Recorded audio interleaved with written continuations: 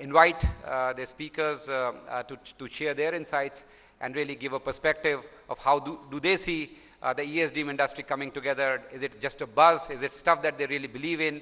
And more importantly, what their governments and their policies are intended to do. So from here, I would invite the panelists, and if you can actually set the sequence first, please. I think we decided we're going to do it by alphabetical order of the state. So Andhra Pradesh is the first state that we'll start off with. Please.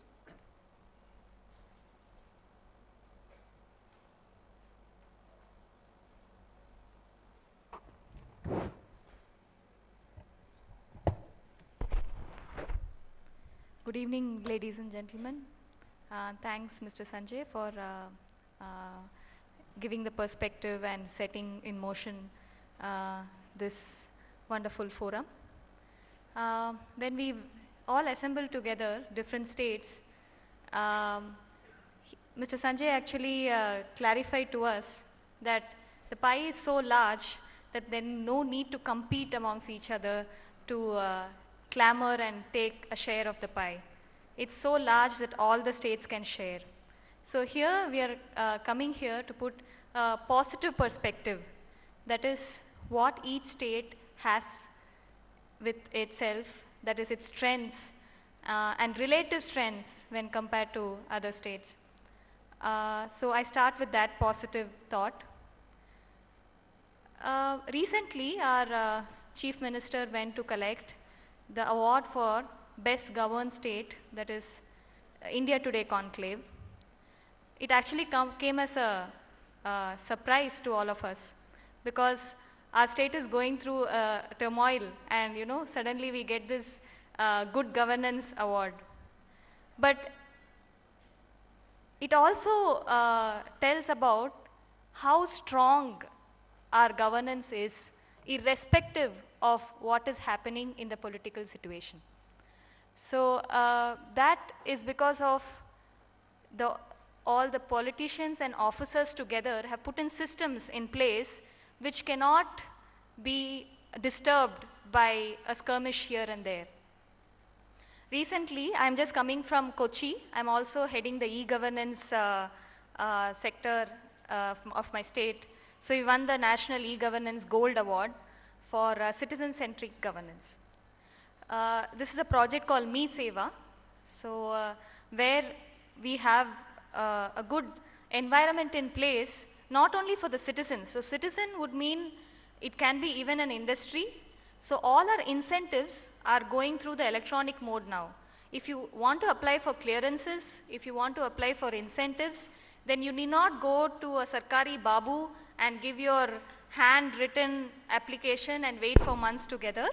We have an electronic system in place, so it can be applied online, and your incentives and systems will be in place. So this is a general perspective which I'm trying to give as what Andhra Pradesh is. Can we go to my presentation, please? Okay.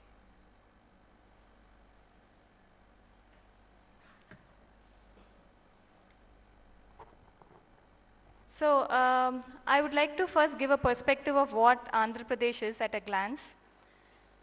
It's one of the largest states in the country, and we have a huge population, and it has a fairly large number of cities.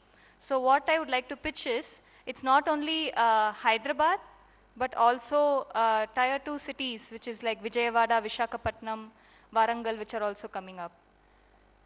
And the IT sector got a major fillip due to certain very good policies, and in the late 90s and the early 2000s, within a matter of a year or two, we were able to put in place Cyberabad. So Cyberabad is one such place where the major IT and the ICT bigwigs have their offices there. And we also employ a large number of people. So there are certain statistics like which is the World Bank reports, DIPP, which says first in implementation of investments, and second highest share of GDP to India. So ease in doing business in India, a lot of such feathers on our cap. But I would also like to put in perspective the particular sector, that is the electronic sector. 7.5% of the electronic production in the country happens in Andhra Pradesh. There are around 300 electronic companies. We employ 60,000 people directly. So you could look at the statistics and understand that we are not far behind than any other state. And also I would like to comment upon the history of Hyderabad. We have ECIL, Electronics Corporation of India Limited, which is a public sector enterprise, which actually started its base in Hyderabad. And we also have RCI. We have the research wing of DRDO. So a lot of public sector units have already set shop there, which means a lot of strategic and defense sector electronics can come up there, which would include even design, development and manufacture. So these are the key players in the ESDM sector in Hyderabad. All the major design companies like NVIDIA, AMD, Cypress and other ICT companies are in Hyderabad. So there is a good environment, ecosystem already in place for things to happen. This is the history, so I wouldn't delve on this too much. This I would like to delve. It's like, these are the 4 important parameters. First, I would like to dwell upon proactive policies. Andhra Pradesh is the first state in the country to bring up a specific electronic hardware policy in place. I believe Karnataka has brought it now. 2012 was when we got electronic hardware policy in place. So apart from the ICT policy, even hardware, separate hardware policy is in place. So proactive policies is there. Infrastructure, anybody who has traveled to Hyderabad, we have this outer ring road and the express highway from airport. There's no hassle when you get down from airport.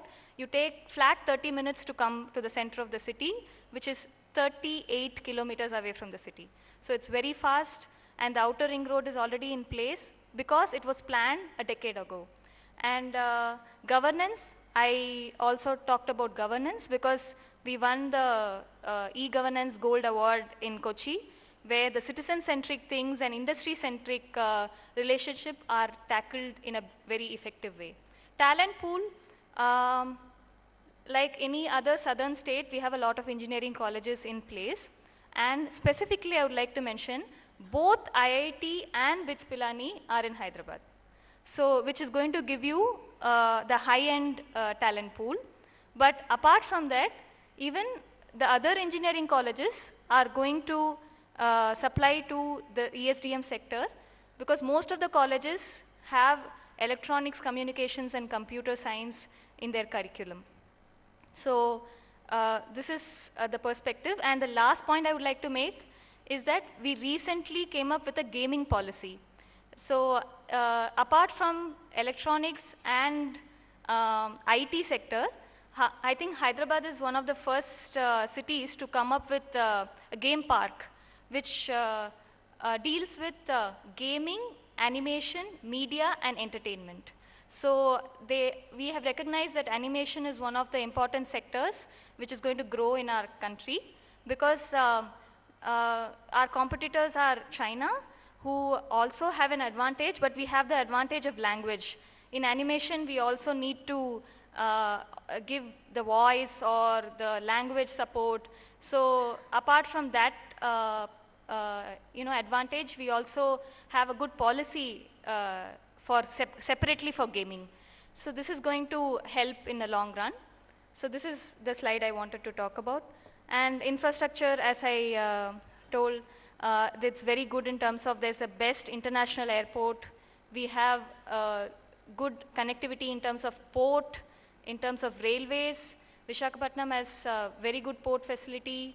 We have railway connections and 6 domestic airports, 7 greenfield airports in PPP mode. So a lot of such statistics are in front of you.